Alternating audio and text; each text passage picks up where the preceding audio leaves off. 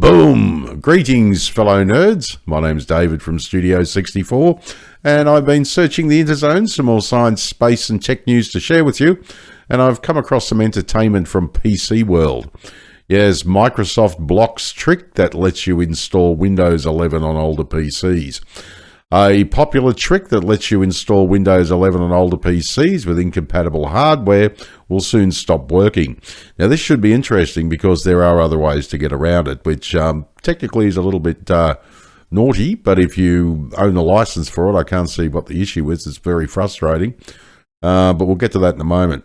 Now, for most people, installing Windows 11 is really quite easy. As long as you meet the hardware requirements and you have a legitimate product key, the Windows 11 installation process is straightforward. As I said, always make sure you got the legit product key as well. I'm not saying pirate the software at all. There's a total disclaimer. I'm just saying that I think this is a little bit,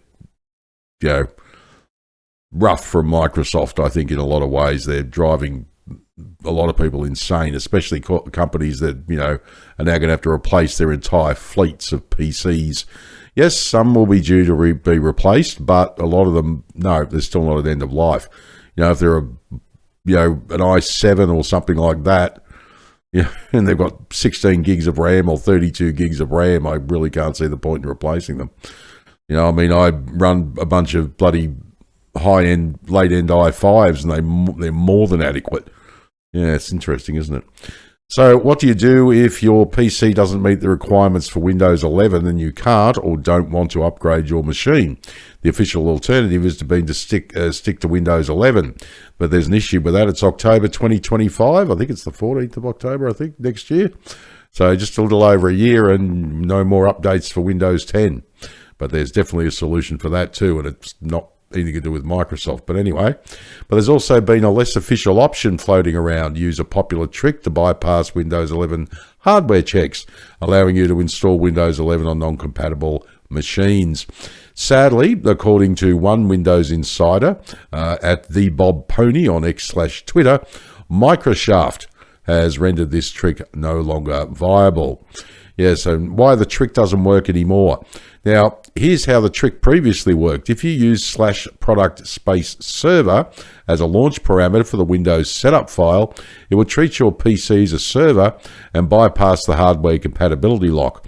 We explained how to perform this trick late last year. Now, as usual, I'll leave the link to the main article below the video so you can pop in, check out the embedded links, go for a bit of a deeper dive if you want beyond the main article.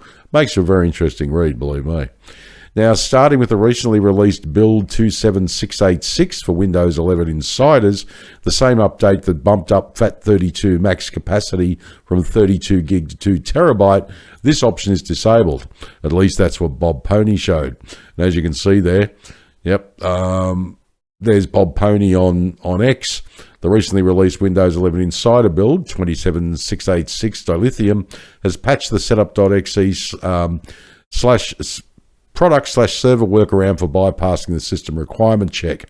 Yes, and it says the PC must support the TPM module 2.0. Yeah, interesting. Now, according to the more detailed information that he posted in the replies, the trick still works in the live version of Windows 11 24H2. However, in a future version that's based on the Insider build, the trick will probably no longer be possible. It's a smart assumption given that Microsoft repeatedly blocks such workarounds. For example, Microsoft recently made it so that Windows 11 can't be installed without a Microsoft account. Yes, there was a risk to the workaround. Now, while it can be quite tempting to circumvent compatibility checks, the truth is that the system requirements exist for good reason. Bullshit. And Microsoft's blocking of the workaround isn't entirely unreasonable. Even more bullshit.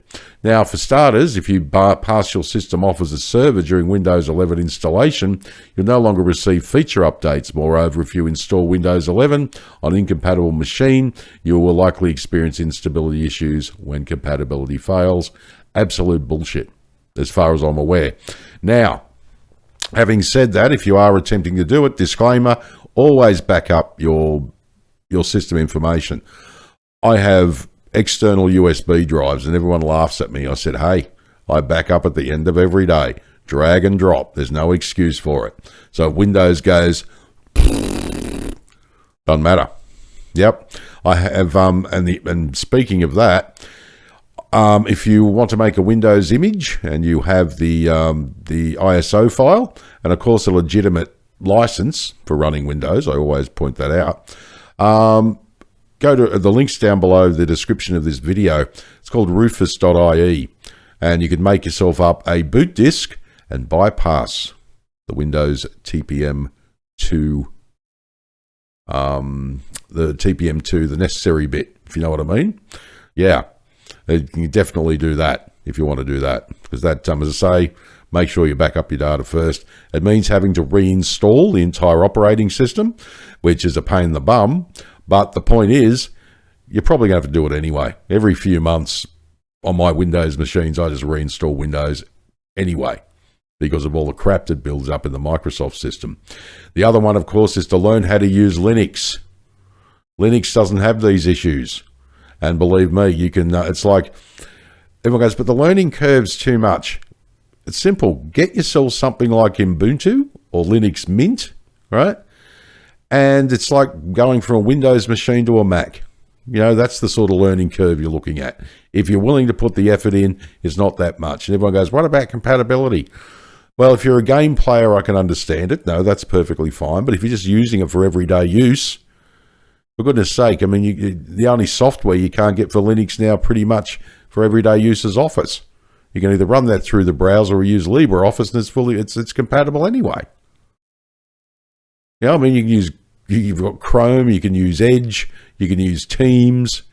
I mean, for goodness sake, you know, and a lot of the softwares run through the browser these days.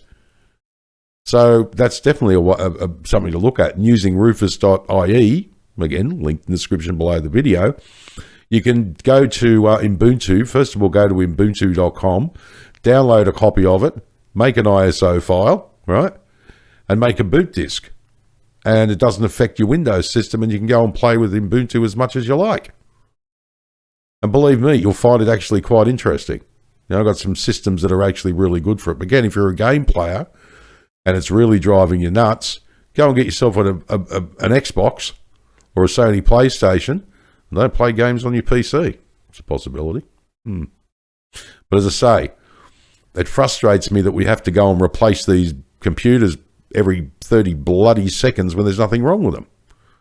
I mean, for goodness sake, the machine that I'm using here to make this video on is one of the last of the i5s with 16 gigs of RAM.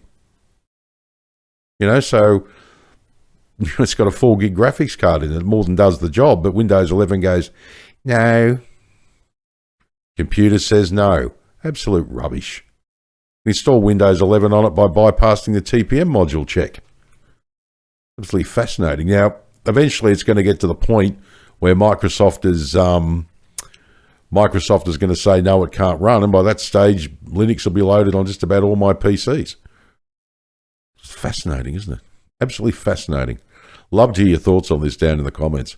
So yes, it might be annoying not to be able to upgrade to Windows 11 even when you really want to, especially when you can't afford to upgrade your machine, but it is what it is, sadly. Yeah, well, they're doing it again with their artificial intelligence, their Copilot. In order to get the best out of Copilot, you've got to buy another machine. So you've got people who've literally just bought a machine to go to Windows 11 and they want to use Copilot properly. They've got a Copilot plus bloody PC with extra hardware in it. Made video on that as well on the channel. Check it out. So you've got people who've literally bought a Windows 11 compatible machine and then they've had to go and buy another one to be bloody Copilot Plus compatible. Like, oh my God, it just doesn't end. I like AI, but I don't want it embedded in my entire operating system. Thank you very, very, very, very, very much not. It's a tool to me. I'd like to be able to use it and then switch it off when I'm finished. I don't want it to take over the entire operating system. Yes, and that's why I said you've just got to keep buying hardware all the time. I said it's completely crazy. It fascinates me. For now, you can keep running Windows 10, but when Windows 10 support ends in October 2025, you'll have to make the hard decision. Upgrade your PC or pay for extended security updates to Windows 10, which become more expensive as time goes on. Again, if your budget's that tight, definitely learn how to use Ubuntu, because I'll leave the link to in the Ubuntu website down the bottom. and plus another one to OMG Ubuntu, which will give you some ideas and all that sort of thing on. It's a blog on Ubuntu and how pretty amazing it is, and you'll be very, very surprised. You know, it's particularly on older machines. That's the one thing that I've found. I've had people just hand me laptops and go, "This is no good anymore. Windows doesn't run fast enough." So I've reinstalled Windows. It's a dog. It's no good. Okay, that's fine. Put Linux on it. Next thing, it's streaming. You're sitting there watching bloody Netflix or something on it. But you can't do that. Well, it's not going to stop me. Fascinating. Yes, and if you're on a laptop and you choose to upgrade, consider getting a refurbished laptop. The benefits are plentiful, and you'll get a like-new machine for much cheaper than brand-new prices. That's actually a very good point. I bought a refurbished laptop myself. It cost me $225 for 8 gig and an i5. This is a few years ago, of course. Just a really good laptop, solid laptop. And it runs Linux like you wouldn't believe. It's absolutely amazing. And of course, for the extra $100, you just got the 3-year warranty on it. So, you know, I paid a little over $300 for a laptop that's got a 17-inch monitor, 256 gigabyte solid state drive. It's got its own separate graphics card as well as the inbuilt Intel graphics card, and it's an absolute corker. It's running fantastically. And as I said, with a 17-inch monitor and all the little attachments, it makes a great desktop replacement. And it comes up and says, "I'm sorry, it's not Windows compatible either. I'll stick Linux on it." It's fascinating. And it runs really well too, especially on the interzones. Magnificent.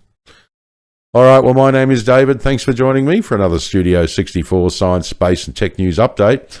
I shall see you in the next one. If you enjoyed this video, please like, share, subscribe. I'd greatly appreciate it. If you're up for it, drop a comment down below the video because I'd love to hear what you think. All right, take care. And as I always say, if you can't be good at it.